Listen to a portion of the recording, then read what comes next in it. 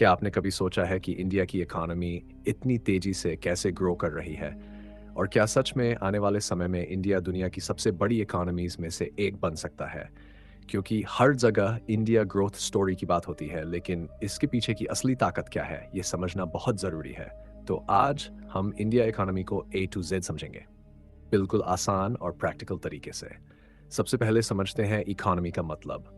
Economy यानी किसी देश की टोटल फाइनेंशियल एक्टिविटी, जहां प्रोडक्शन, कंजम्पशन, ट्रेड और सर्विसेज सब शामिल होते हैं। और अगर हम इंडिया की बात करें तो ये दुनिया की फास्टेस्ट ग्रोइंग मेजर इकोनॉमीज में से एक है, जहां पॉपुलेशन, डिमांड और इनोवेशन तीनों मिलकर ग्रोथ को पुश करते हैं।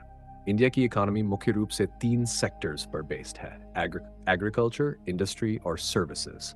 एग्रीकल्चर गांव और फूड सप्लाई को सपोर्ट करता है, इंडस्ट्री मैन्युफैक्चरिंग और इंफ्रास्ट्रक्चर को, और सर्विसेज सेक्टर जैसे आईटी, बैंकिंग और टेलीकॉम आज इंडिया की ग्रोथ का सबसे बड़ा इंजन बन चुका है। अगर ग्रोथ की बात करें तो इंडिया का जीडीपी लगातार बढ़ रहा है, जो ये दिखाता है कि देश की टोटल इनकम और प्रोडक्शन बढ़ रही है। इसमें गवर्नमेंट पॉलिसीज, डिजिटलाइजेशन, स्टार्टअप्स और फॉरेन इन्वेस्टमेंट का बहुत रोल है। अब यहाँ एक इम्पॉर्टेंट संस्था का नाम आता है, रिजर्व बैंक ऑफ इंडिया, जो देश की फाइनेंशियल सिस्टम को कंट्रोल करता है, इंटरेस्ट रेट्स मैनेज करता है और इकोनॉमी को स्टेबल रखने की कोशिश करता है। इसके अलावा गवर्नमेंट भी बजट, टैक्स पॉलिसीज और स्कीम्स के जरिए इकोनॉमी को बूस्ट देती है। अब स्ट्रेंथ्स की बात करें तो इंडिया के पास यंग पॉपुलेशन है जो काम करने और इनोवेट करने के लिए रेडी है।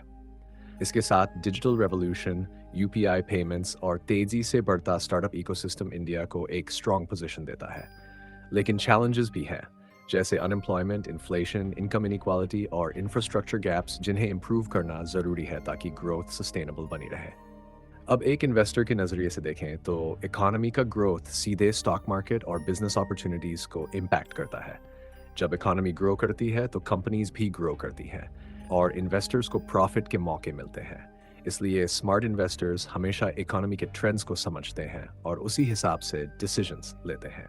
अब फ्यूचर की बात करें तो एक्सपर्ट्स मानते हैं कि अगर इंडिया इसी तरह ग्रोथ मेंटेन करता रहा तो आने वाले सालों में ये ग्लोबल लेवल पर एक इकोनॉमिक पावर हाउस बन सकता है।